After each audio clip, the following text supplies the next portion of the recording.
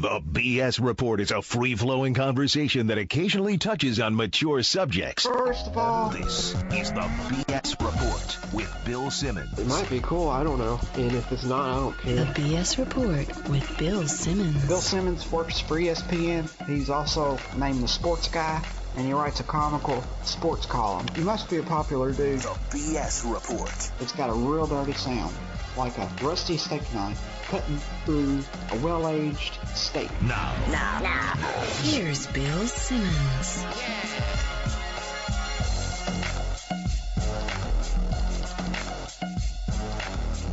Welcome to the BS Report, a sunny Monday here in Southern California. Not as sunny back in New England, where the Patriots blew a 9-point lead with less than 7 minutes to go. I guess we'll call it the Bowl. I gotta bleep it, but I think the enduring memory of that game will be the BS chant. On the line, cousin Sal. You did not see the game because you were writing for your cousin Jimmy at the Emmys. Did you watch the highlights at least? I didn't see the game. I saw the highlights, and let me just say, if you're going to continue on with language like that, I'll just hang up. I don't know what I'm sorry about that. Yeah, we want a clean show here, don't we? Just for the record, the game is over on 3rd and 16 when the terrible long pass to Torrey Smith that had no chance, followed by the illegal contact call on Devin McCourty that NBC tried to replay to even maybe be in the ballpark of justifying, and Collinsworth and Michaels were like, I don't know what that basically won the game for the Ravens eventually, that play right there. Flacco's good for that. I mean, don't we always say that's the thing? He could throw deep but underthrow guys, and he's smart at doing that. But yeah, I think they'll go to the tables and solve this thing by Wednesday, wouldn't you say? I mean, that was the blackest of black eyes on this whole replacement. By the way, I don't want to make excuses for the Patriots, because inexcusable not to finish the game, especially they got the ball back with 4 minutes left, and really at that point all you need is one first down, and you punt, and the game's basically over. The clock management was atrocious. They got the first down, and still the Ravens ended up getting the ball back on the other side of the 2 minute. It was an inexplicable game plan. Yeah, I don't get it. Gronkowski is now a decoy. What happened to Rob Gronkowski? Yeah, they threw to him twice last night. That doesn't make any sense. And that Woodhead is getting it so close down low, and everything is way out of sync. And it can't be because of Aaron Hernandez, is it? I don't know. I mean, Julian Edelman was almost cut last year and ended up playing more D-back than wide receiver, and is now the focal point of the offense. The Patriots lost 2 terrible games in a row. And arguably not arguably, those were 2 of the worst 10 losses regular season of the Belichick-Brady era, and probably the last 15 years of just giving away games. You know, the Ravens had no business winning that game. It's just no business. Plus the Pats were up 13-0. Yeah. You know, and it was I do feel the Ravens got basically every call the last 3 minutes. I do feel like the refs, what were the odds they were going to call that field goal no good that went over the upright? I don't know whether it was good or not good, but they're not calling that no good because they're going to get killed on the way out of the stadium. Well, why isn't that reviewable, first of all? We had to listen to the worst part of that whole thing is having to listen to Carolla. It validates this whole thing about extending the goalpost to infinity. Right. It's going to be an obstructed view. The lasers. He wants lasers. Yeah. He wants cameras on top of he wants all kinds of things. He and his buddy Ray would be willing to extend, they'd go to all 32 stadiums and do it themselves if they had to. But it certainly did make a case for it, and it looked like it would have hit the post for sure. But why isn't that reviewable? You have every touchdown is reviewable. If the guy's 3 yards past the breaking the plane, they review it. Why can't they look at that? And where are the cameras? NBC has 58,000 cameras at these games, but somehow no angle on whether the field goal was good or not. I know. And no technology to be able to figure this out. Right. But it was going to hit the post. It was going to hit it and either go in or bounce back out. And Belichick probably played the hardest defense of any Patriot yesterday. Almost tackling the referee. But I do have to say, I believe in corporal punishment when it comes to bad officiating. You know, corporal punishment, interesting. Corporal punishment, yeah. I think you have to teach them a lesson and put them over your knee every once in a while. Well, I think if Darius Hayward-Bay had been more seriously injured, and he already is injured. I mean, we don't even know when we'll see him again. But I mean, if he's in a coma right now or something, this ref thing's over because they didn't even call a penalty in that play. But you know, it was weird. Collinsworth, you didn't see the game. And I actually had the audio off for the first 3 quarters because I was watching your cousin. I had the double TV thing going. I think you're lying, but I'll let you get away. No, I really did. I watched the entire Emmys. All right. It was the biggest night of his career. I wasn't going to not watch it. I know, but you already know Collinsworth's play-by-play and my. No, in the fourth quarter, and then afterwards when they go back to them to kind of sum up the game, and Collinsworth's killing the refs, but then he's like, you know, but at the same time, you know, I kind of liked having the players decide the game. It reminded me of when I played, and I got the feeling he kind of liked it. He liked the lawlessness. He does, huh? I think he does. I think the old players kind of enjoy the lawlessness secretly. Here's the thing. Even when they get the calls right, there's such a lack of confidence in their stepping They're up. They're terrified. Call and forget about how much time is added to it. It's like, it's like they're getting it right by accident. You just don't feel secure in this. And it's like, you know, all right, I was looking at this. Like, yesterday, out of 16 games, 12 spreads were 4 points or less. That means these games are going to be very close. And they're going to be decided. If the referee makes a bad call, that's going to cost one of these teams that is supposed to be playing a tight-knit game. But why do you want to do this? Why do you want to do this if you're the league? So what? All right, you give in. I know it's a matter of principle, so give in to the refs, the real refs.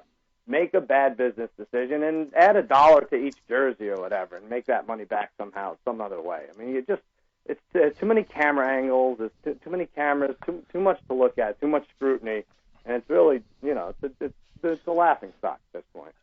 A reader from Iowa City named Eric Reynolds emailed me a great idea. Here's what he said. If Mitt Romney is serious about winning the presidential election, he should just cover the difference to get the real NFL referees back. Oh, that's really good. Now think about that for a second. Mitt Romney just interjects himself in this whole thing and says, I have the $50 million right here. Wow. I'll pay out of my own pocket because I can't live in a world where football is screwed up every week. Yeah. And that could swing the election. He could probably write it off on a tax return that he doesn't. Totally. Well, or he could use his campaign funds. Yeah. Those go to commercials. He could just say, we're going to use $50 million of this to save football. I like that. You imagine if you're Obama, Romney doesn't have a lot of moves left at this point. You're terrified of that move. Yeah, I would do that for sure. That's pretty good. And buy everyone a new iPhone 5. And then on the flip side, Obama's missing a golden opportunity to flex his presidential muscles here. With what?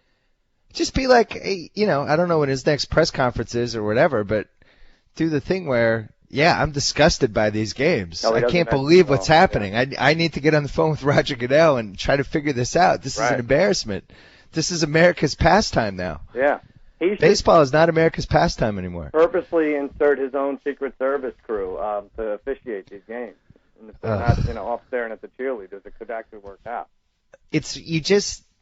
I guess like everybody's it's actually driven interest in the game. Yeah. So in a weird way, it's kind of evil genius, but I have many challenges. Like they gave Harbaugh so many challenges. How about 2 extra challenges? Are we gonna have to do this on the honor system from now on? Like Jim, I can't keep track. How many challenges did you use? Are you sure? Okay, take one more. He called 2 challenge. He challenged 2 plays. He had no timeouts. Yeah. It was amazing. And you know, it took the focus off. First of all, you were trapped in the bowels of the Nokia Theater, but man, for an hour there, it was just nonstop amazing football. Well, I watched. Let me just tell you what I did. I watched. I could have gotten a lot of trouble for this with everyone else, but I had my iPad on the floor during rehearsal at the Nokia Theater, and I was watching the Cowboys. They're miserable. My Cowboys miserable win yesterday. But those 3 overtime games, highlight-wise, looked really exciting. And the Titans, Lions. Titans-Lions, first game of the year that we actually had it on one of the TVs, and then I get rid of that game. And then it was 41-27, and then they're running the scores, and it's like 41-41, end of regulation. It's like, what? Yeah.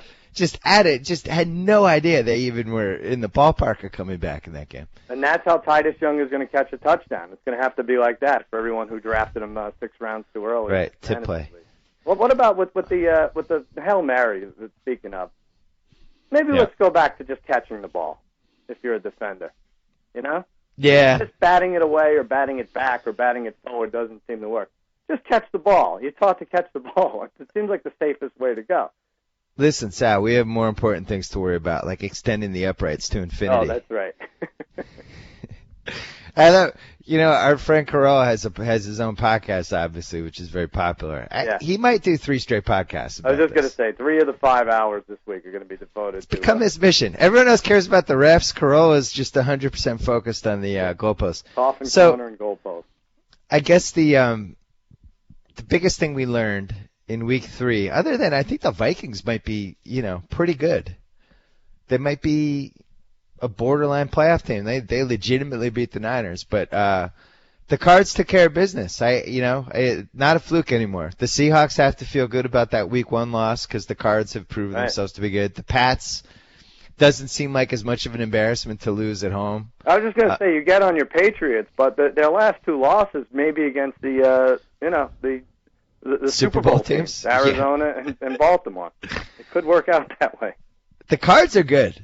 Yeah. I have not watched all 3 Cards games, and the Cards are good. Barnwell wrote today about he thinks it's a little fluky. I just disagree. They're getting some breaks. Every year a defense plays, I think, with attitude, and sometimes that's enough to get it done most weeks. Really. And they have like 6 blue chippers on their defense. They have like 3 or 4 Pro Bowlers, and they come to play every week. So. And at home they're tough. Mm-hmm. They got a nice crowd. I had the classic fantasy. These Thursday night games are a disaster. I put in for the Cardinals defense, and on Thursday, I didn't get. I checked and I hadn't gotten them, and I didn't realize our waiver wire ran after the Thursday games. Yeah. So I had the Cardinals defense, which I specifically put in for, so I could start them against Michael Vick. Had them on my team, didn't even realize it. Started the Ravens at home against the Patriots because I didn't have another defense. The Cards put up 20. The Ravens put up 2, and now I'm going to lose to Hench, which is nice. Yeah, not to complain. Nobody wants their fantasy stories, but I just these Thursday. So we're gonna have Thursday games, but the waiver wire runs on Thursday night. No, it runs Wednesday night, and then every night after it. You had it Wednesday night. Check it. I did. Maybe I screwed up. You got the Cardinals for $0, right? You didn't even really bid on them. Yeah, it might have been just bad management. Yeah, you got them Wednesday. So here's the other big story, other than the Vikings. I guess there's really no giant. I have Revis going out. That probably kills the Jets. Yeah, that's bad. That kills them. And then, the Steelers might not be good, which I predicted before the year, but it was a bad loss to Oakland. They're up 10 multiple times in that game. And Palomalu, I would say, slightly overrated, but that's a big miss with him and Harrison gone, I would say. Yeah, I guess. But, I just think that the concept of which divisions are good has kind of shifted. Yeah. I think the NFC North and the NFC West are now the class of the league. Right? Those are the 2 best divisions. Yeah. NFC North, yeah. Detroit's the 4th best team in the NFC North. Yeah, and they sure That's a pretty good division. Well, I don't know. That hooked on Chicago because they beat up on 2 bad teams at home, didn't they? Well, I'm going to defer to Grantland's own Robert Mays, who wore a Dan Hampton jersey watching football yesterday. So I would say he's a Bears fan. Yeah. He points out that the Bears defense in 3 straight games has been dominant. And even if you look at that Packers game, and we argued about it. I was like, no, the Packers were good. He's like, no, go look at their drives. The Packers had 1 drive in that Bears game. Yeah, the Bears kind of dominated them in that game. The field goal was different. And that was they had the fake field goal, and then Cutler gave them a couple plays inside their own 50. But they made the Rams miserable yesterday. Yeah. Well, so they might be good. I think it's too early to call what divisions are great and what aren't. But I'll say this. There are some bad teams that seem to be exciting from week to week. You know, like the Vikings seem to be exciting. If you want a bad to mediocre, Jacksonville I think is good. The Colts are fun to watch. The Rams are, for the most part, not this week maybe. They're sort of fun to watch. I think Cleveland's the only team that I just would dismiss out of hand. I don't think I'd turn them on if I could avoid it at all. Well, and also it looks like the quarterbacks from last year, the last year's draft. Yeah. Ponder was really good in that Niners game. He was injected with something before that game. I don't know what it was. He was like pulling plays out of his butt left and right. Yeah. Gabbert has now 2 times in the last minute of a game pulled a drive out of his butt to get a go-ahead score. One time Minnesota ended up coming back and winning, but yesterday it worked for them. I mean, he's definitely better. Who's the other one the other one from that draft? Tennessee, Jake Locker. Yeah, Locker. Locker's putting up stats. Yeah. So, yeah, and not to mention the only rookie that's sort of embarrassing is Whedon, right? Yeah, and he shows some flashes of brilliance. So yeah, you're talking like 9 quarterbacks that are just sort of coming into their own. I don't think Tannehill is good.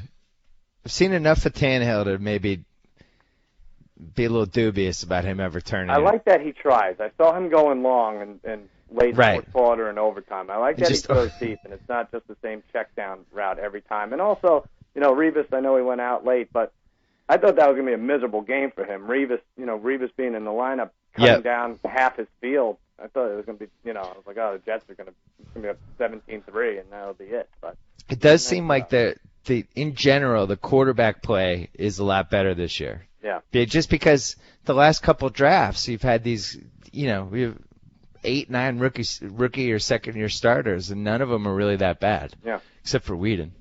But you know what? I have to tell you, Bill, in today's NFL, it's not about X's and O's. It's about Jims and Joes.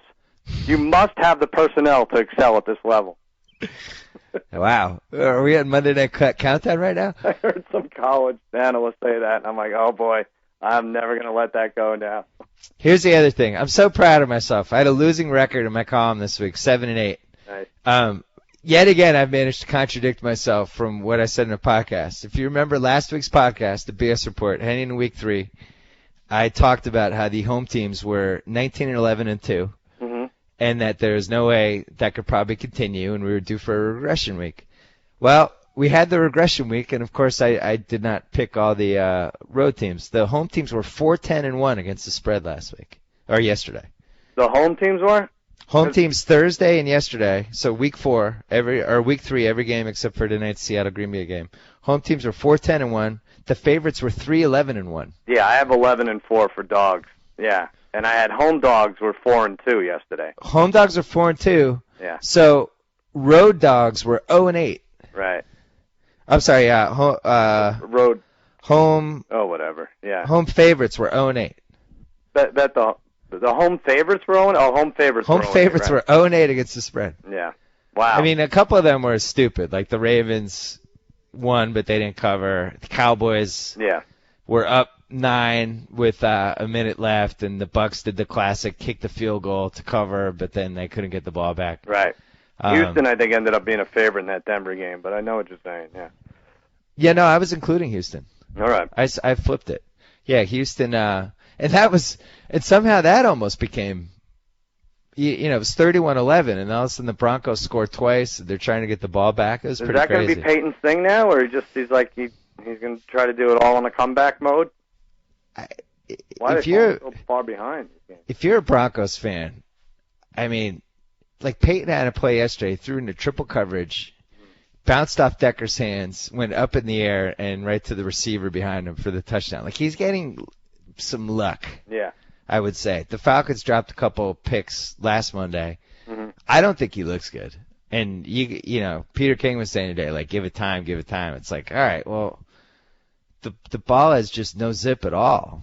Like, what are we giving time? He has no zip on his passes. Yeah, I think it was lacking, too. I told you, he's playing in the thin air, so he could throw, it'll seem like he's throwing faster. You could say, though, that they've played 2 of the best 4 teams in the league. Yeah, defensive-wise, Houston and Atlanta are tough to look good. I mean, I would say if you were saying the inner circle of Super Bowl teams, those two are on there. Niners, Patriots, Ravens. Would you put anyone else in there? Did Cardinals? you say the Falcons? You said Yeah. Yeah. I like the Falcons a lot. Maybe Cardinals on the fringe? Yeah, well, let's see how Green Bay. If Green Bay wins by 2 touchdowns today, they'll be All back in the mix, right? All right, let's guess the Week 4 lines. You won the first 2 weeks. I won Week 3. And you're going to win Week 4, too. I'm going to win. I'm pretty locked in right now, I got to say. I felt very confident as I was making my guesses. I was up 4 in the morning looking at highlights, and I still only got 3 right today. Yeah, I have a nice feel for the first bye week. Only 2 teams on a bye, Indy and Pittsburgh. Yeah. I guess that's good for Pittsburgh. Timely. Yeah. Not like the Thursday game. You don't like the Thursday game now, or just because of fantasy ad drop, you don't like it? I have 2 problems with the Thursday game. One, the fantasy is it's just too much too soon. It's tough because the injury report comes out Thursday. Yeah, and it's like I always like the Thursday night waiver wire and having like a couple days to research and stuff like that. And then, we're 0 for 3 with quality of games. And this was the case last year too. Like one of the 2 teams always sucks in this Thursday night game. Last week it was Carolina. Mm-hmm. This week it's Ravens-Browns. Like, what are the odds the Browns are going to be good in this game? Yeah. I don't know if they can make the line high enough. I picked Ravens by 13. Might be too high, but I can't imagine it being. Well, it's got to be double digits. It was too high. I said 15. Who is this Cleveland team to stay within 2 touchdowns of Baltimore? But it's 12, so you'll get it. I think that goes to 13. That might. If it doesn't, we may have to come out of retirement with the 3-team teaser. There were so many terrible plays by the refs yesterday, and it's like you almost can't keep track. It's like a war movie where just people are dying all around you, and you can't even. Oh, remember when that guy? Oh, I forgot that guy died too. Yeah. But the Browns got really screwed. There were 2 teams that lost potential touchdowns yesterday. One was against your team, the Cowboys. There was the fumble that shouldn't have been a fumble, or they whistled it dead, and something good would have happened. Oh yeah, no, but they got it right though eventually, right? What do you mean? I thought that was one of the 2. Dallas fumbled? I thought Romo fumbled, and Yeah, he fumbled twice. They made him fun. They called it a fumble both times eventually. The Browns though, Fitzpatrick lost the pass as he was throwing it, and it went right to a Brown guy who started running toward the end zone. Yeah. And then they whistled it dead. What do you mean a Brown guy? A player on the Browns? A player in the Browns. All right, okay. Yeah. Be careful. And they whistled it dead, and then of course they review it, and it was a fumble, and the Browns had the ball in like the 25 instead of scoring a touchdown. And, Brandon Weeden took it from there and turned it over. But I think you give these refs 45, 50 minutes, they could figure it all out. Hey, how do they not fix this? Like, now we know why they delayed the late afternoon game start. Oh my God! And it turned out they didn't delay him enough. I know, they should push it another hour. The Cards game was it was 10 minutes into the Cards game before 4 of the games were ending. Yeah. Anyway, so. All right, you're up 1-0. Sunday, Minnesota at Detroit. I hit this one exactly. One of the few. I had Lions by 4. I think it's a little high. Oh, you think that's high? What would you think of 6? 6 is really too high. What's wrong with Stafford? Do we know? Well, I mean, it's probably just an ankle thing, but I don't know. Sean Hill, aside from taking matters into his own hand on a quarterback sneak, he may be just as effective as Stafford. I don't know what's going on with Stafford. What'd you think of that call? What did Schwartz say? I never saw Schwartz's explanation. He said there was miscommunication, that they were supposed to draw him off sides and then line up for the field goal. Miscommunication? They lost the game. Yeah. But Hill, it's a pretty big miscommunication. Because it's weird, because you see Hill pumping his leg. Yeah. Which seems like he's in sync with the draw everyone off sides play. But then he must have seen something he liked and it wasn't there. That was obviously the first time in the history of the NFL that somebody won on a clock measurement. Yeah. Like a couple of the linemen almost got trampled by the Titans. That's celebrating. Right. The Titans, that will go down as one of the garbage wins of the year. I mean, they pulled out every trick out of their butt in that game. Yeah. They had the Music City Miracle flashback. They got a kick return. They had a guy rip a ball away from receiver and run down. I mean, I don't think the Titans are good. I was just glad Chris Berman was able to pull out the Music City Miracle clip. Easily his most recent reference got stashed away. No comment. All right, Seattle at St. Louis. Ooh. A tough one because we don't know what we're getting from Seattle tonight. Yeah. Well, you're going to win this, so. But I'm going to say Seattle by 3. Yeah, I said St. Louis by 1. Oh, no. And no, you're right. I mean, it's Seattle by 1.5. But you're right. Seattle should be favored by more than that, but. Yeah. I like that they, although maybe are we putting too much stock in this Seattle win over the Cowboys? I know it's. It's a fair point. I mean, but you got to also look at that way they played in Arizona now that we know that Arizona's good. That's true. That was the first game. Yeah. You know Kevin Cobb might be like a top 4 MVP candidate? No. Why not? He turned their season around when he came in. He game-winning drive in week 1. All right, we're getting managed the game in New England and then was great yesterday. I want Jacoby to isolate that clip and run it back maybe next week and see what happens. He's higher than Brady in the rankings, I can tell you that much. Yeah. I guess 3-0. We'll see. Matt Ryan's the MVP right now. He is so good. I mean, they're the only team that continued on from their preseason show. Really, that was Barnwell's preseason pick for MVP. Yeah, doesn't screw up. Nice job by him. Yeah. San Fran at Jets. San Fran at the Jets. The Darrelle Revis list Jets. I have the 49ers by 3. Is it what's worse, the Darrelle Revis-less Jets or the Alex Smith-full Niners? by 3? All right, who gets this? You get it. It's San Fran by 3.5. I said 3. Oh, I almost said 3.5. Yeah. But there was one play in that Jets game yesterday you would have loved because there's no way you saw it, but the Jets were inside the 5, driving. Second down and goal to go from the 3, and they brought Tebow in. Tebow gets it and loses yards, right? Yeah, Tebow. They do the fake handoff rollout, but the Dolphins are sitting there waiting for it. He somehow ducks the guy, gets whatever, and then gets sacked. So he runs out. And then Sanchez comes in, immediately throws a pick to the Dolphins. That was terrible. Every Jets fan was like, "Oh my God!" The Jets fans are being just tortured by this season. So that was the worst timing pattern pass I've ever seen. I think Sanchez really just took no regard for his own receiver. And then there was a play earlier that Sanchez threw a pass to Tebow, and I don't even think Tebow's head was turned around. It hit him in the face, right? Yeah, or something. Yeah. What's the upside in Tebow catching that pass? All right, I can get Sanchez. I can get the starter's QB rating to go down if I just drop this.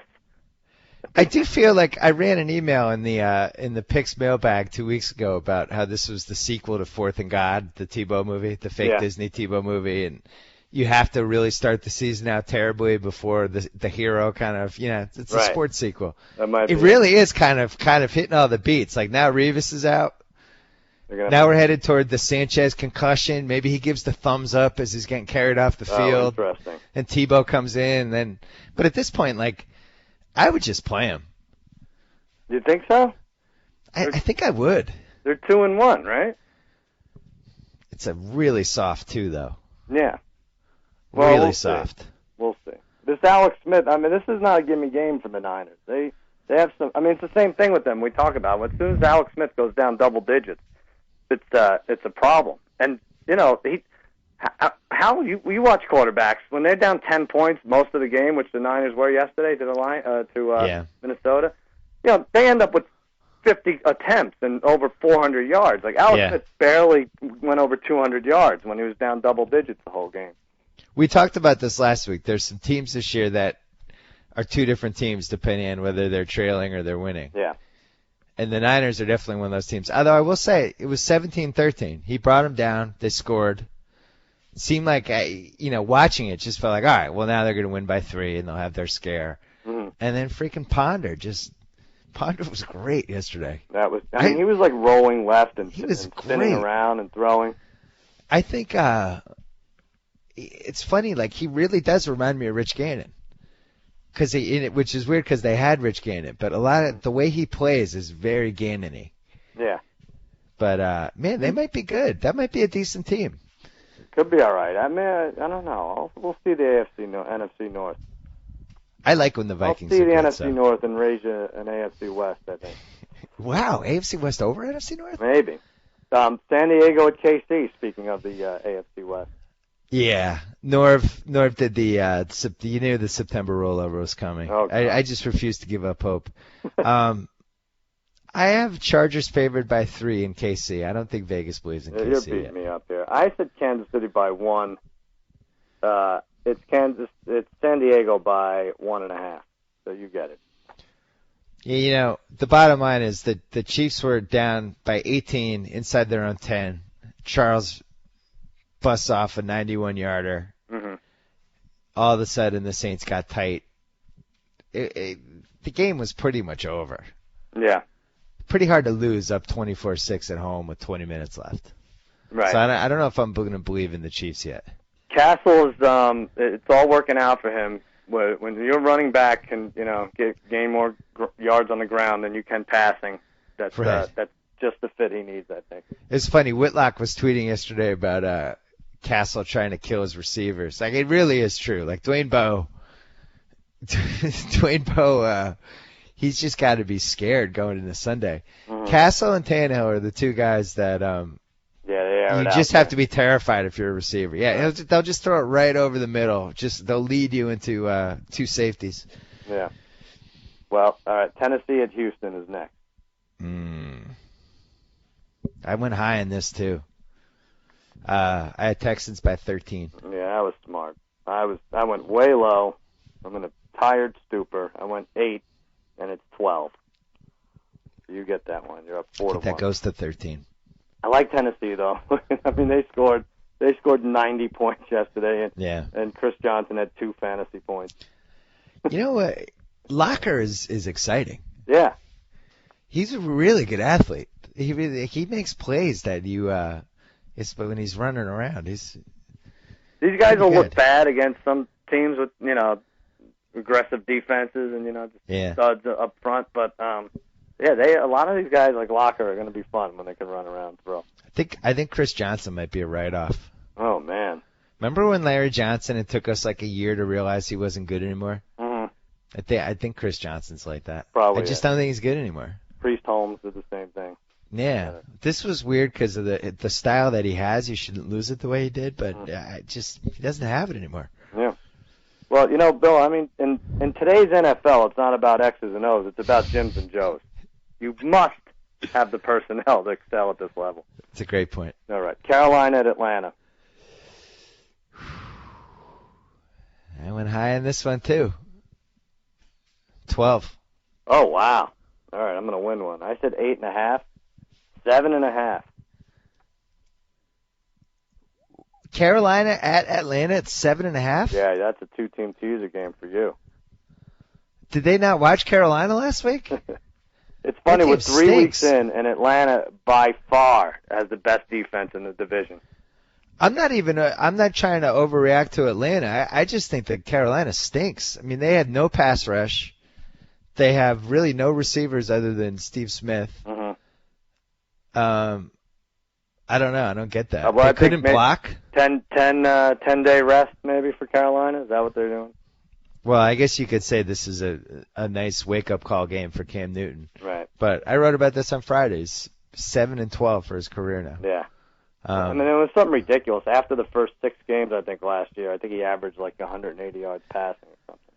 He really does seem to check out body language style when the game's not going his way, which is not a good quality for a QB. Yep.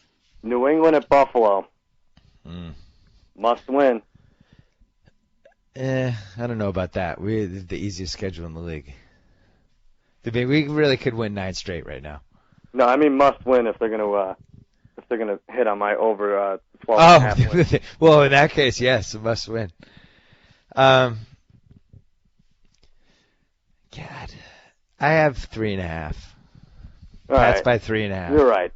I said 5.5. And I get what they're doing at Buffalo, but where's the money going to come in on Buffalo? It's 3.5 is right. You got it exactly. Who's betting the Bills this week?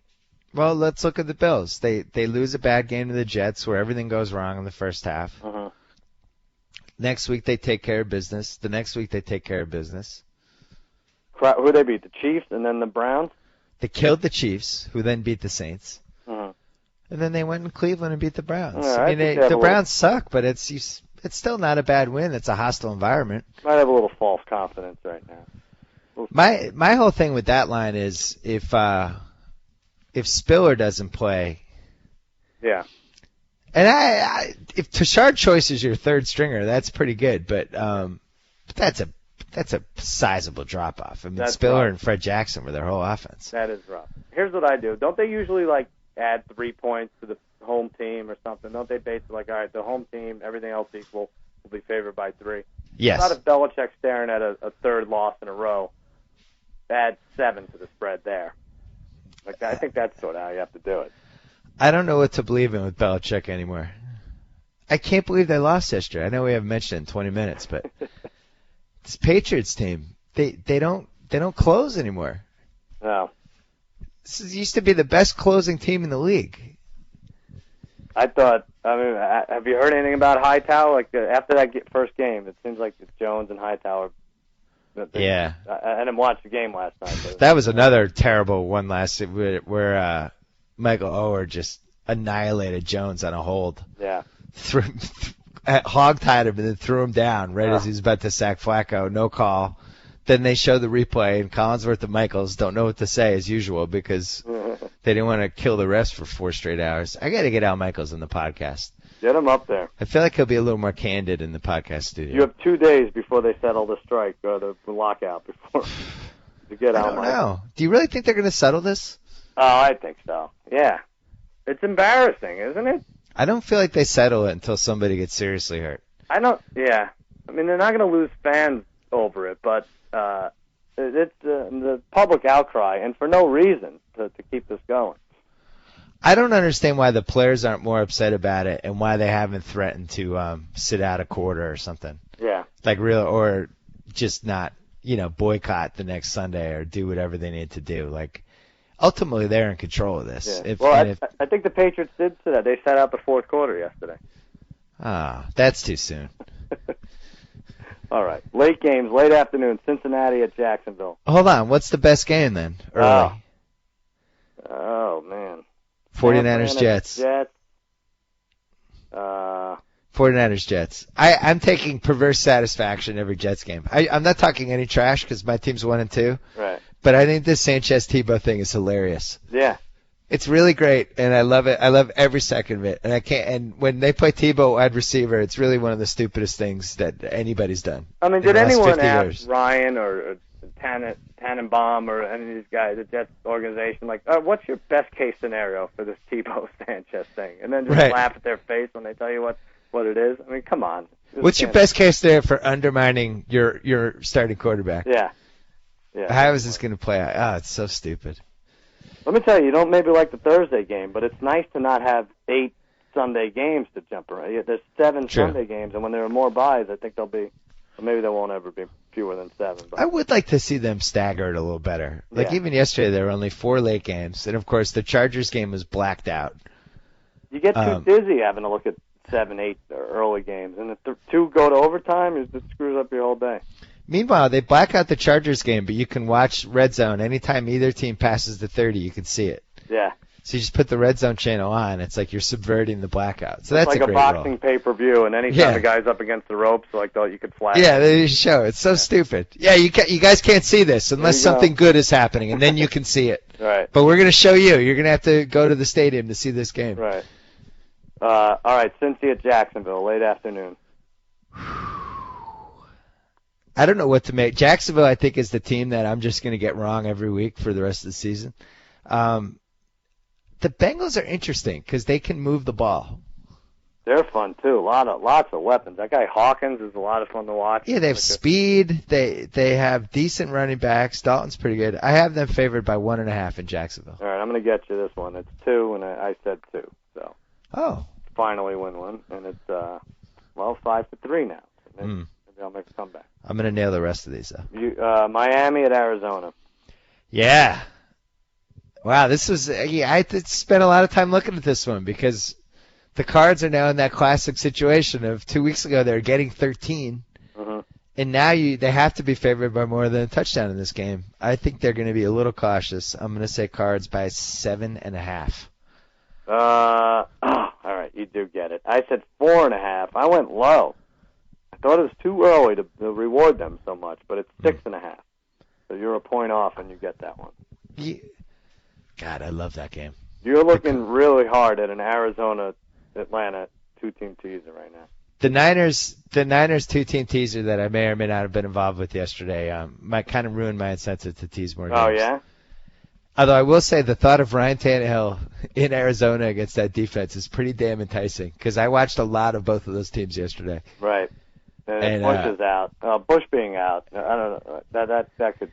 That line's too low. I think that line should be in the 8-9 range. All right. What about Oakland, Denver?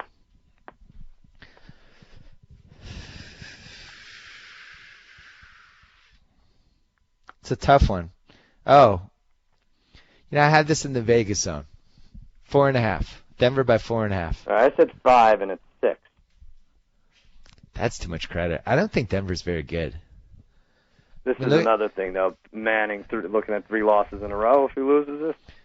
Yeah, but here's the thing, and we talk about this every year, and I've never kept track of it.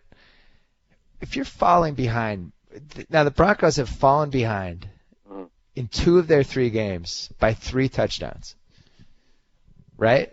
Yeah. They were down 20-0 in the Falcons game. They were down 31-11 in the Houston game. Were they down more than a touchdown against Pittsburgh, or was it just 7? I think they were down, right? They were down. They were trailing at one point, but this was like that one year with the Lions a couple years ago where they kept rallying back from these games. At some point, you just can't do it anymore. But I think it's a bad sign that they've been trailing by that much. Their running backs suck too. Mm-hmm. Don't you think? Who has worse running backs than Denver? Like now, McGahee's hurt, and of course he's hurt. He sucked the last 2 months of the season last year too. Well, wait a minute. They haven't. All they have to do is take care of business in the division, right? To be all right. I don't think they're good. No. We'll see. This Raiders team, week 1, the long snapper just murders them single-handedly, right? So throw that game out. Then week 2, they go from late Monday night. They fly cross country. They're in Miami on a Sunday afternoon in black jerseys in 85-degree heat, so they lose that game. Then yesterday in Pittsburgh, they take care of business. They win the game. I think maybe at this point in the year we need to pick 2 teams that we stay away from betting-wise, win or lose. I think the Raiders are one of those teams. Oh, I think the Jacksonville's one for me then. Yeah. Well, Jacksonville gets like 120 total yards against Houston. And then Jacksonville's, I don't know what to make of that team. Yeah. I mean, they're a Cecil Shorts touchdown away from covering every game. So I will say this. I don't think the Raiders are bad. I'm not sure the Broncos should be favored by 6 over anybody unless it was the Browns. Right. I just don't think they're good enough. All right. Washington and Tampa Bay. Washington just can't get stops. I feel bad for RJ. Can't get stops. I mean, yeah, that and they can't get an offensive line in that. Well, they can't block and they can't get stops. They might be a top 5 worst team. I have the Bucs favored by 3. You get that, and I get it exactly too. Man, I wanted to gain ground on you there. All right, you're up 7-5. Your defense looked good yesterday against the Bucs. Definitely. They had before the last drive. I think your ex-Flame Josh Freeman had like 88 yards passing. He finished with 110. Yeah. So. Yeah. Well, that's the only good thing. Everyone might have shot their wad on Doug Martin as a fantasy guy. Yeah, no kidding. The soon-to-be 0-4 New Orleans Saints travel to Green Bay. Oh. It is worth mentioning that they have not been blown out in a game. New Orleans, right? Yeah. I mean, you could argue Denver's worse than New Orleans if you just look at it from Denver. Yeah. Denver has been trailing by 3 touchdowns in 2 of their 3 games. The Saints have blown all 3 of their games. I guess the Redskins was a pretty handy beating, but listen, I know no one takes my stupid weekly Grantland blog seriously, but 3 weeks in a row, I said the only bet to make is until the Saints defense shows anybody anything, whatever team is playing the Saints, bet the over. Chiefs over 22 points came in yesterday. It's 3-0 now. I really resent that because I take your gambling bug very seriously, and you've been all over this Saints defense thing. It's atrocious. They're poorly coached. The Packers will be favored by 8.5. I get that. I said 7, and right now it's 7.5. That's a win for Green Bay, regardless of tonight. I guess maybe they skewed that a little low because they're playing Monday night. Yeah, that must be it. You know, the Saints' offense is not that good. Mm-hmm. I think the last 6 series, they didn't score in their last 6 series in that Kansas City game. It's pretty tough. They have trouble running the ball, no matter, and it shouldn't be, right? I mean, Pierre Thomas, all these guys are best at catching passes out of the backfield, but when you need short yardage, it doesn't seem to be there. And their wide receivers don't seem like they're open anymore. No. Well, Colston's hobbled. I don't know. In a way, Colston's been hurt for 3 years. They have the same problem as Green Bay. Yeah. Too much. But at least Green Bay has Jordy Nelson. Yeah. Who is the Saints don't have anybody like him. Yeah. Anyway. Giants at Philly. Oh, you know I'm getting this one exact. Eagles by 3. That's what I said. It's only 2. Whoa. Yeah. The Giants now getting rid. The people are treating them like they're a pseudo home team on the road now. You know, it's weird because we talked about it, and you loved Carolina, and I was like, I know. I was really close to falling for it too. But all the talk was like the home teams are covering, and with the low spread, and the referees are cheating in favor, or not cheating, but whatever they're calling are in favor of the home team, and everything's over, and it sucked everyone into that Thursday night Carolina -2 bet, and I think the Giants are another team you don't bet. I mean, you can put them if you need to pick a team in a pool or something, but don't put money on or against them. Or how about this? In their last 50 road games, they've won 33 of them.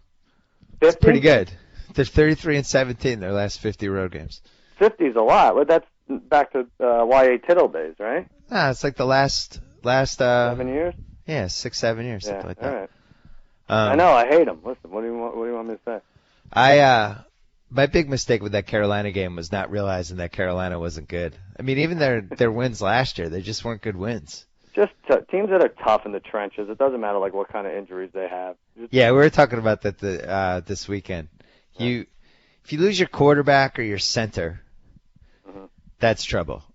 You lose your left tackle, it's a lot of trouble. You can get over it, but these teams, like if you lose your Ahmad Bradshaw, the drop off from him to whoever isn't going to be that dramatic, you know. And I'm an idiot. I was like, oh, they don't have Bradshaw and Nix. Meanwhile, they've been drafting receivers for years and years. Like they always just have these guys they can plug in and get 100 yards. They're gigantic targets. They're very deep and they're tough. The Giants. And Eli's really good. I mean, that was one of those games where the first drive, we're like, oh, Eli's locked in. This is over. I hate it, but nothing phases him. It really doesn't. Yeah. And then you have my Dallas Cowboys who play Monday night home against Chicago. I'm really worried about this game for you. Actually, I think this is going to be a contest of who blocks worse. Yeah, I mean, we might see our first 25-sack game this week. And you'll see some fights. I had the Cowboys by 4. All right. I went too high this. I said 5, and I don't know why I did that. The line is only 3, which gives me zero confidence in the Cowboys.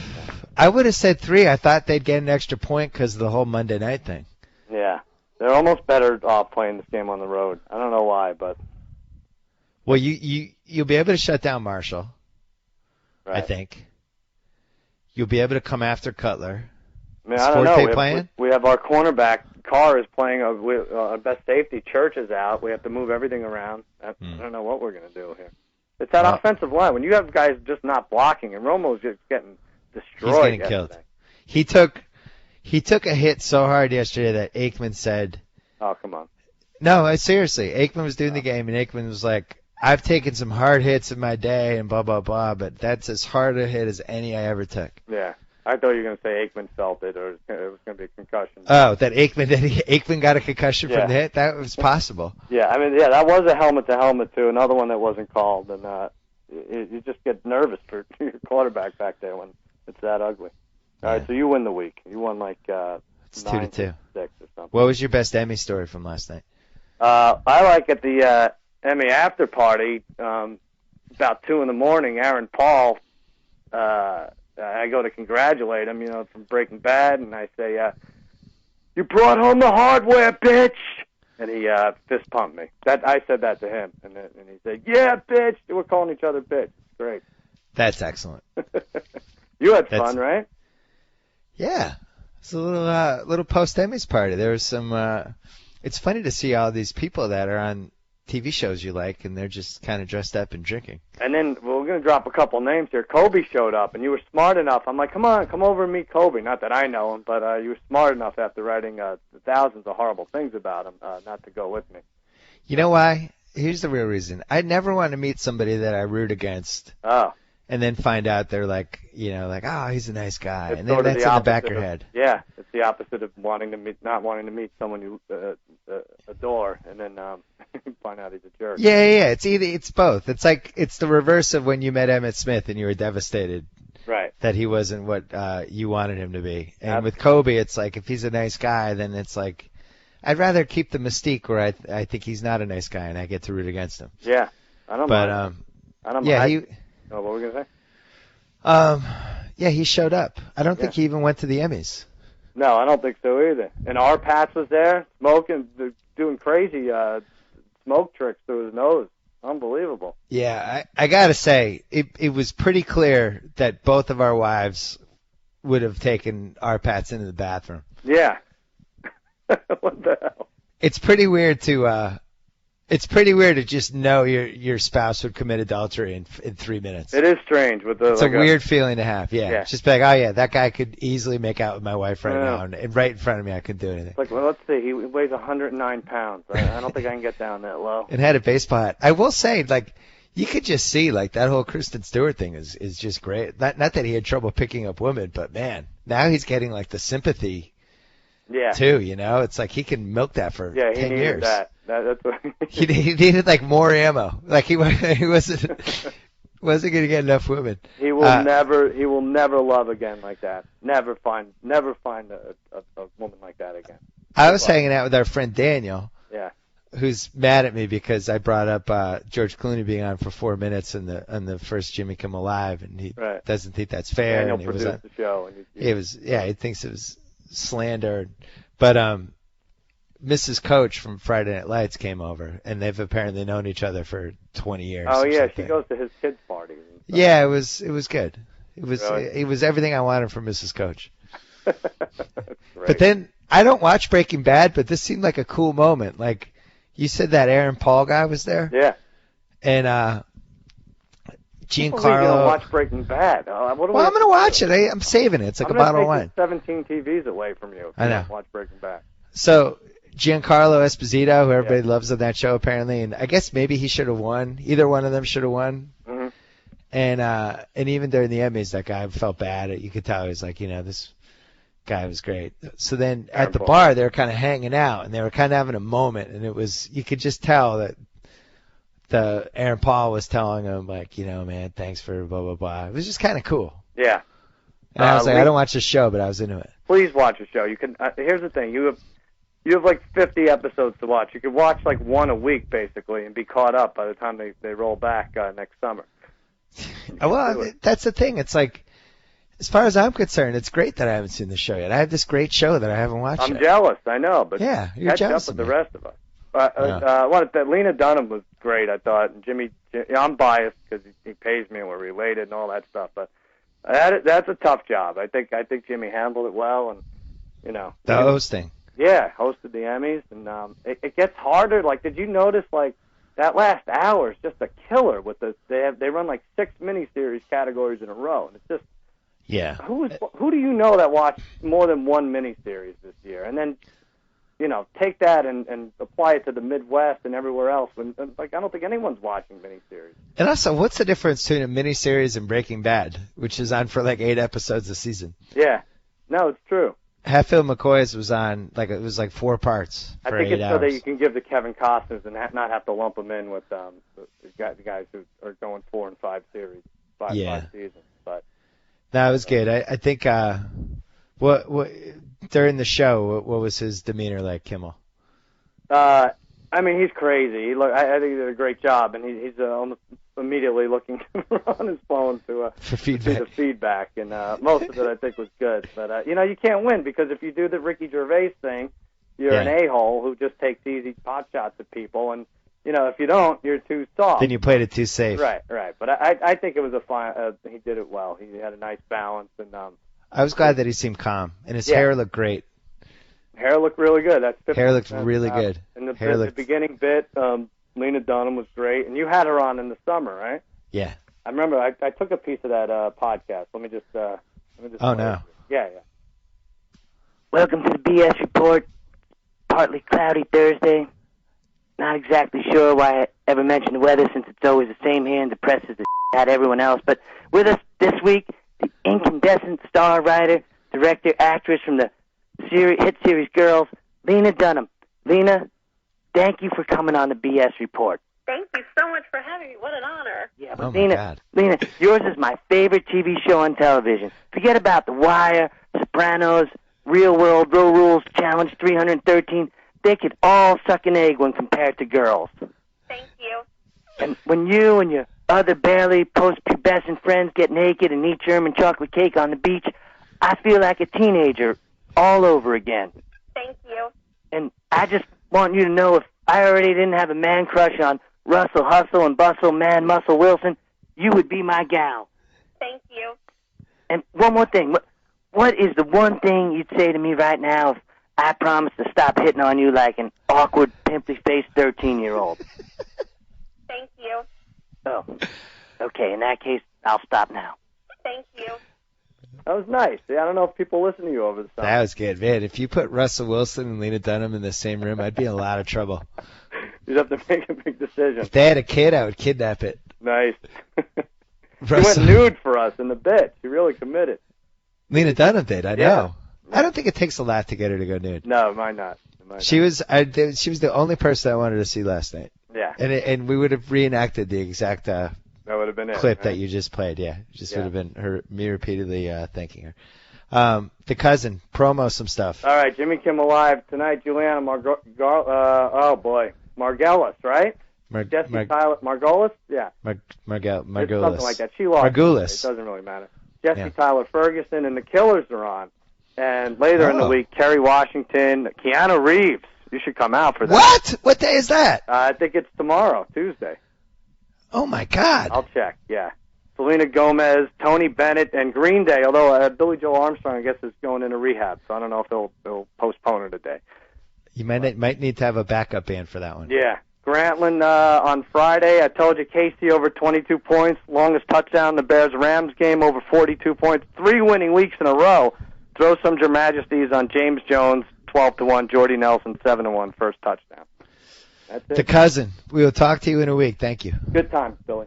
Hey, before we go, I wanted to call my dad and get his take on the debacle in Baltimore. But before we do, let's turn it over to our friends from Subway for a couple seconds. Happy birthday, Barry, to you. It's the Subway Surprise Birthday Party. And to celebrate, Subway is baking up a fresh new cookie with real cranberries, blueberries, and sweet white chips. It's the new Birthday Berry Cookie. Try it today and all September long. Subway. Eat fresh. All right, we're calling my dad. He's very, very upset about the Pats game. Very upset. Very, very upset. Let's give him a ring. Hi, Bill. Dad. Can I call you right back? No, you're on the podcast. You can't call me back. Can I be in the podcast in 5 minutes? It's not as much fun. All right, we'll call you back. Okay, bye. All right, it's now 5 minutes later. Just spent the last 5 minutes pacing in anticipation because my dad, who's retired and somehow didn't have time to talk to me on the podcast, now can fit us into his schedule. So let's call him. Hello? Dad, you have time? You have time for us now? Yeah, I had somebody here. Was it the person you were hiring to kill Devin McCourty? You know, I've never seen a defensive back play a worse game than he played last night. I feel bad. I hate singling out players and complaining about them. But no, he it wasn't us. just the fact that he couldn't cover anybody. He dropped 2 interceptions that you could have caught. And then who was the guy who tripped over the 18-yard line? Arrington tripped on his behind as the ball came uncontested right toward his hands. I mean, talk about a game where everything that was going to go wrong seemed to go wrong the fourth quarter. Wow. Yeah. Hench said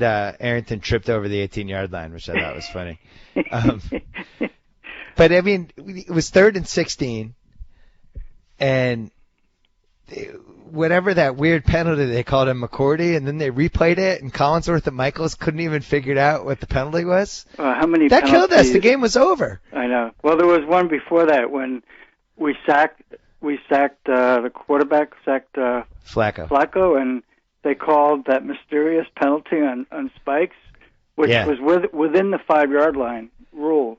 Right. But it was almost like these refs in the fourth quarter had to start calling stuff. It had been they had lost complete control of that game. But what was funny was they were calling that ticky-tack stuff, and then they showed that replay of Ray Lewis mauling Gronkowski and them falling on top of each other. Right. It was like 10 yards downfield, no call.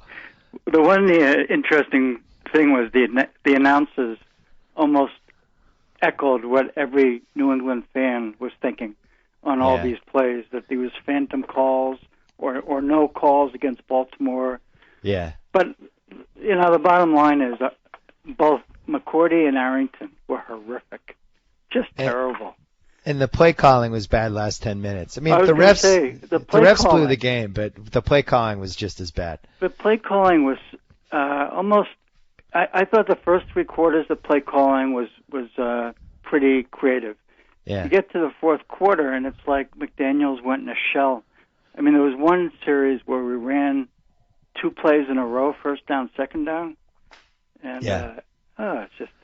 What about, there was that one play, and we had all this momentum, and then they ran that, like, double reverse with Edelman. He got tackled, like, 10 yards for the 10-yard loss. That was brutal.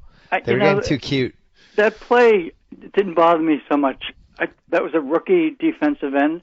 Yeah. I think he lucked out. I don't think he had a clue what was going on. Probably wasn't even going where he was supposed to be going, and he really lucked out. But how about this? What about the strategy of throwing to the guy with the best tight end year in the history of tight ends last year, who they threw to twice yesterday? Well, I think for me that was the most puzzling part of the whole game. I understand that they kept him on the line for more blocking help, but bring the other tight end for more blocking help and let Gronkowski go out. I mean, to only target him twice and he was so good against Baltimore last year. I know. In the playoffs. How scared of you were Bernard Pollard in that game? Well, there was one play when he got the 15-yard penalty where it almost was like he was headhunting. I was kind of pissed that Branch gave him the old handout. That's okay. Yeah, don't shake Bernard Pollard's hand. Don't shake his hand. He's a headhunter. He was headhunting on your head. You gonna shake the guy's hand? I know. I mean, oh God. It was weird. We used to win these games, and they lost 2 in a row where it was just these garbage losses, where. Well, they made a comment. Didn't you think Flacco, once again, Brady got outplayed in the fourth quarter? Yeah. Yeah, I mean, you hate to think it, but this kind of consistently happens, doesn't it? I was saying to one of my friends today, this is if you count the if Lee Evans holds onto that ball in the AFC Championship game, then you could argue there's 4 straight close games that the Pats should have won where they didn't win. The only time they won was when Lee Evans didn't hold on to the ball. Yeah. But it was like over and over again, like have the lead, blow it, or have a chance to close the game, not be able to do it. And well, we had the chance. I don't get it. We needed. It's kind of a reoccurring theme in New England. We needed one more first down. Once again, we couldn't get one more first down. You would have thought we had the ball with under 4 left. You basically need one first down to ice the game. They actually did get a first down, but then they started like throwing the ball and stopping the clock, which was weird. Whole thing was weird. It was really strange. Really weird play calling. And I thought they let the refs, I guess it's human nature, but the refs definitely got into their heads a little bit down the stretch. Because it became clear we weren't going to get a call. I know, but it was, for all the revamped defensive talk, McCourty and Arrington were horrific, and we didn't have one sack on Flacco. Well, and what about when there was sack that didn't count? What about would they have 3 straight drives at 80 yards or more? Yeah. That was brutal. Well, but I mean those drives were sustained with wide open pass receivers. Yeah. I mean, it wasn't just McCourty and Arrington. How about when they showed McCourty and Gregory trying to tackle that tight end? Oh God. Oh my God. In the first half, yeah. The only thing, here's how I potentially take solace is I think Baltimore is the best AFC team. People would say Houston, but I really want to see Houston beat Baltimore before I'm willing to say Houston's better. And then, you have Atlanta is up there, and you have the I Giants. Understand. I mean, it's 2 of the 6 best teams in the league, possibly. We could be 6-2 at the halfway point, but yeah. The bottom line is that secondary gave me no confidence once again, and the play calling, is much more puzzling than it was a year ago with O'Brien, and both you and I were not fans of O'Brien, but this inconsistent and rather conservative play calling, and not using the best tight end in the game. Yeah, that's pretty weird. I thought the first 3 quarters I was okay with, but the last quarter I was not. And then it's weird that they're relying on Edelman so much. Sal and I were talking about this before. It's like he was playing defensive back last year. Like he was barely in the team. I know. And now he's become this crucial guy for them. He couldn't have gotten that much better over the off season. Yeah. How about going to Gronkowski? I had the same thought. And unfortunately, you buy into it. When Edelman got hurt, I mean, instead of thinking, oh, that's okay, they're going to go to Gronkowski, I guess they went to welcome more, but I don't know. So what are people back home going to be saying this week? They're going to be complaining about the D-backs. I think that the 2 things I mentioned, 3 things. They're going to be complaining vehemently about the D-backs. They're going to be complaining about the second half play calling. Yeah. And they're going to be complaining about the lack of the use of Gronkowski. Yes. And I think it's hard to complain about the refs because they were horrible both ways. Yeah. And they were horrible in other games I watched yesterday. But again, it seems like the home teams are getting a more positive impact from these replacement referees in the fourth quarter. And I would love to see somebody do a stat on that. Yeah. Because the crowd, that was a great Baltimore crowd. I mean, yeah, I agree. The bullshit chant was awesome. And you have to think those refs were impacted by that home crowd. No question. There was no way we were getting that field goal call, regardless. It way. Probably was a field goal, but even if it had been 3 feet to the right, I still think they get it. If that field goal was 10 yards longer, I think it would have been more clearly not good. Yeah. And once again we kind of let them march down the field. Yeah, they played it well too, because I was wondering what they were doing. I thought we had 3 timeouts left, and then it turned out we had 2. And then I was wondering why Belichick wasn't calling either, but then he clearly just wanted to ice the kicker with one of them.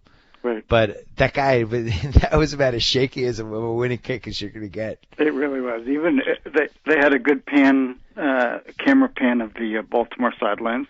Yeah. And those Baltimore players didn't look sure about that field goal. The real problem is these September Patriot losses feel magnified because the Red Sox died 3 months ago. I know. And it's like all you have to look forward to all week if you're a Boston fan are these Patriot games. And to lose 2 in a row like that, it ruins the whole week. Did you see Belichick go after the ref at the end of the game? It was great. He's going to get fined. Unprecedented. Grabbed his arm. I think. What do you think he was the most mad at? Well, you didn't see the post-game press conference because I heard about it. It was like all one-word answers, right? Yeah, all one-word answers, and he did have something to say about the refs. And I mean, you saw what I saw. One of those answers, and obviously they have a gag order, and they're all going to be fined. He's going to be fined anyway, obviously for grabbing the ref. But it's too bad because it's just hard to watch. That weekend, everybody should have been talking about how great those games were. I do think that the Ravens and the Patriots are the two best teams in the AFC, though. Like, I feel like I left that game feeling like we're going to see them again. And I don't know what round it is. Did you but watch we'll see the Houston game? Yeah. I thought Houston looked pretty good. Houston looks good. Yeah. But I still feel like maybe Houston, maybe it's the three best teams in the AFC, but I just feel like we're going to see Baltimore again. Do you agree? I tweeted yesterday, so people were surprised that I think the Ravens are our number one rival right now. Don't you feel that way? I still think the Jets are our number one rival. Just emotionally with the New York-Boston rivalry stuff.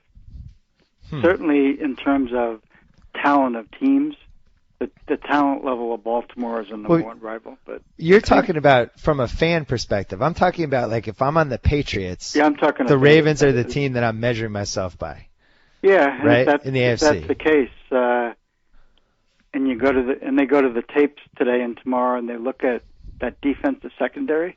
Yeah. Now unfortunately, we didn't get near Flacco. Hence, that defensive secondary, those receivers had a lot of time to get open. So it's a combination thing. Well, the problem is we couldn't really. I don't know what the numbers were, but we couldn't blitz that much because you can't leave those guys on an island with the receivers. Torrey Smith was a monster. It was such a great game by him. After watching those receivers get open anyway. Yeah. Even when we had a safety helping out, they were still getting open. Yeah. I would have blitzed. I mean, they were still getting open, and Flacco was on target. Flacco's gotten a lot better. Yeah, he was shaky in that first quarter, and then he seemed to just get better and better. And it's not a bad strategy to just keep throwing those 30-yard passes to your tall receiver and hope either he catches it or the refs give him a call. It seemed like it worked 50% of the time. It made me wish we had a guy like that. That Smith guy was terrific. But it makes you think like I would have sent Gronkowski down the middle 5 times in that game, or sent him that pattern where he runs straight and then cuts down the sideline. But it begs the question: why didn't they? I don't know. Why didn't they? I thought those teams were pretty close. I mean, I think if they play 10 times, maybe each team wins 5. And then the same thing in New England. If they're playing New England, I don't think it really matters where the game is. I think whatever it's going to be a close game. I think we'll see him again. To me, that's the Jets now that Revis is out. I don't even think you can put the Jets in the I hope we see him again. Category. But now the likelihood is if we see him again, it's going to be back in Baltimore. I mean, that game had some home field significance last night, probably down the line. What time did you fall asleep last night? I couldn't go to sleep after that game, so I watched the post-game conference, and I wanted to hear what Belichick had to say. So not too early.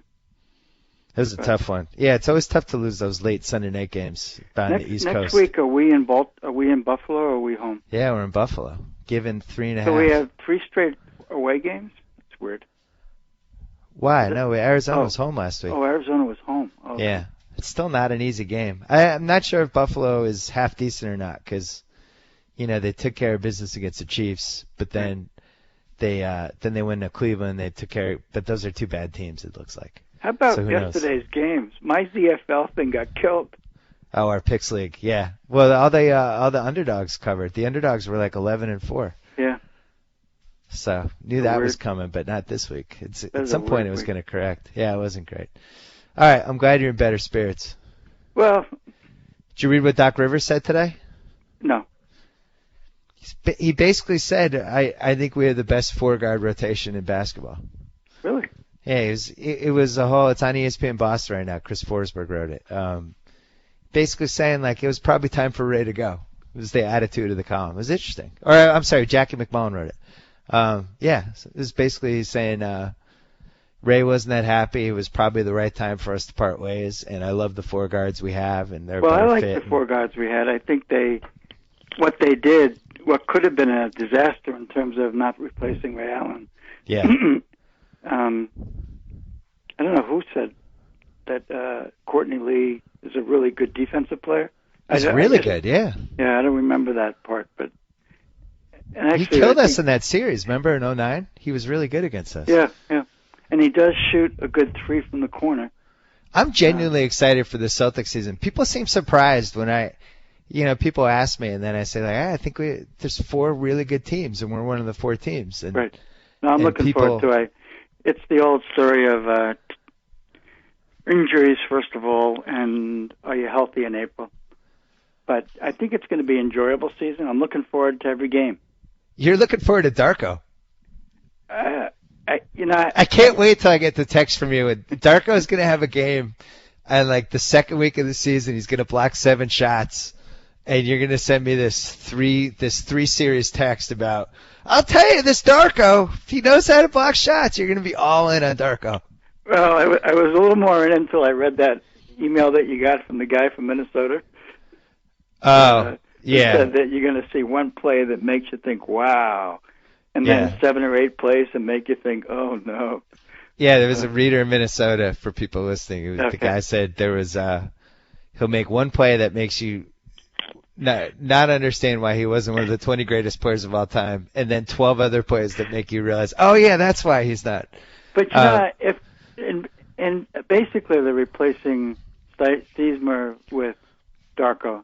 I can live with that. The guy was off the D League a year ago and gave us a few minutes when we needed it, and now we have about 12 guys over 7 feet on this team. Well, I was happy because at least we know he's semi-competent. Yeah. And really strong emphasis on the word semi. But we only want I didn't want 5 Fab minutes Melo a game. We don't want to rely on Fab Melo this year. I think Fab will probably be in the D League while they. Yeah, we want. If Fab manages to bring his uniform to every game, it'll be a big win. I don't know how reliable that dude is, but. No, I like everything they've done. I think if there's one. Well, they overpaid for Jeff Green, though.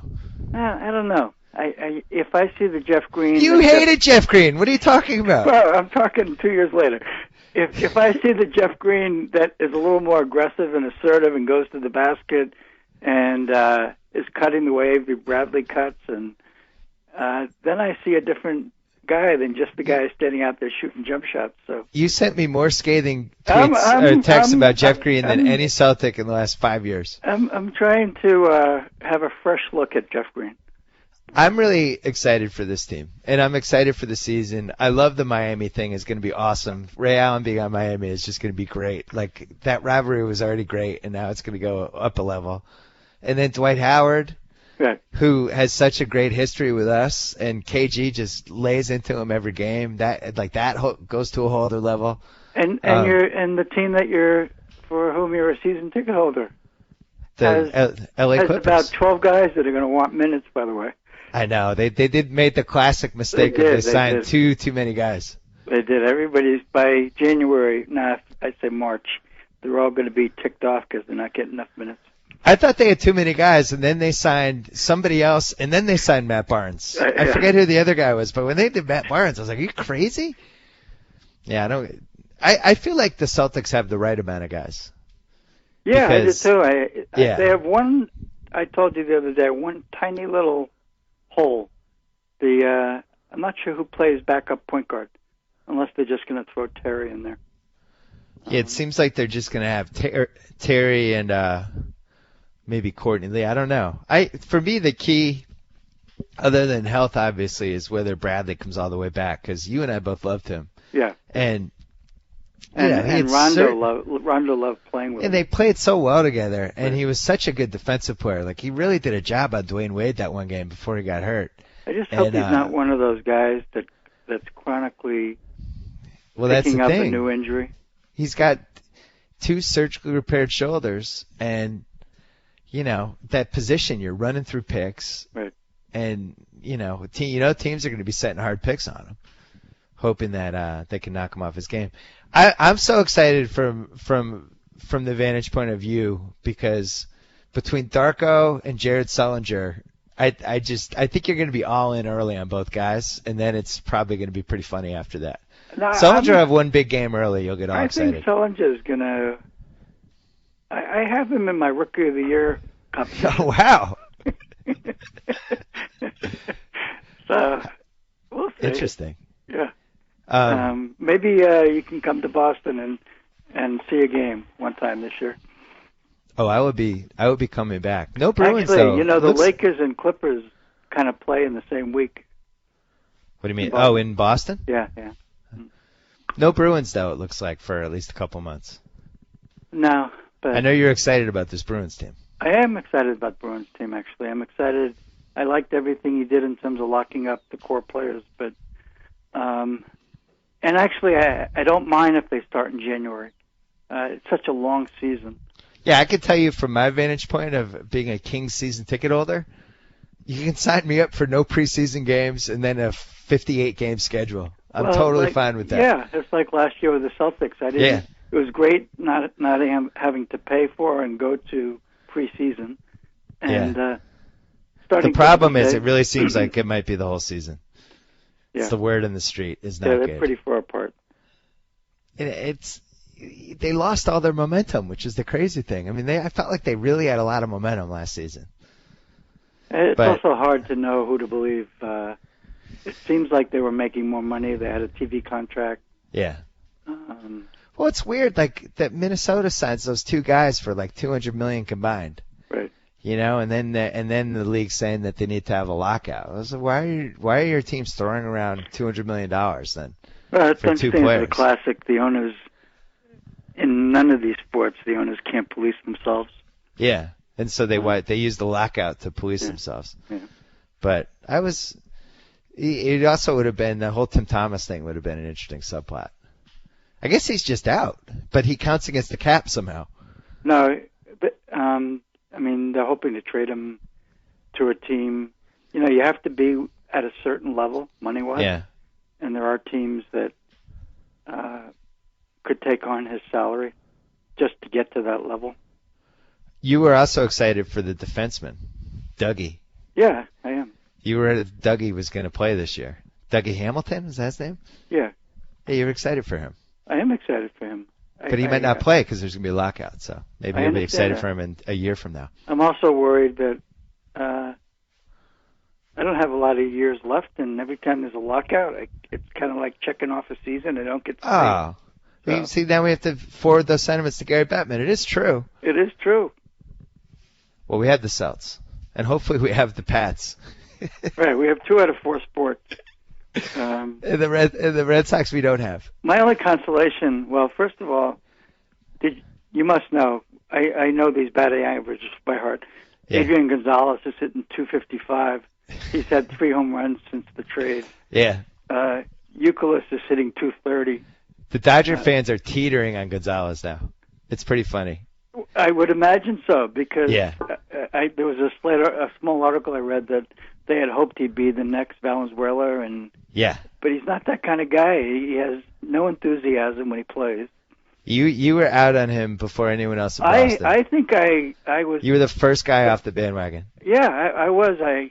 He never got a big hit after 5th inning, and I just thought he had no heart when he plays. He's just so mechanical. He's like a J.D. Drew, in my mind. I was out on him right away. Yeah, you were out on him even when he was being discussed as an MVP. You started sending me texts about when was the last time this guy's had a hit in a moment that mattered. Right. Mm. Yeah, so. Wow. But I do check the Dodger box scores, and it looks like they may not make the playoffs, and what a bizarre trade that would end up being. I can't even remember the last Red Sox season where past July I didn't even care if I watched an inning. I can't tell you the last Red Sox game I watched. There was a friend of ours who lived down the street who was going to the game yesterday. Oh, and he said he really didn't want to go, but he couldn't unload the tickets. Yeah. I mean, that's how bad it is. And he had a great seat, too. But, yeah, it's weird. I mean, I remember in '97 they stunk, but Mo Vaughn was on the team. You know, he was good that year. Nomar was going for Rookie of the Year. Like, there was at least things to root for. Right. There's nothing to root for this season. Right. Other than Aceves potentially punching Valentine on the mound. All right, Dad. We're going to let you go. I'll talk to you. Talk to you soon. So I get to sign off. Whoa! Thank you for downloading the BS Report with Bill Simmons. Too much Fine. Check out more podcasts at the iTunes Music Store or at PodCenter at ESPNRadio.com. Peace out.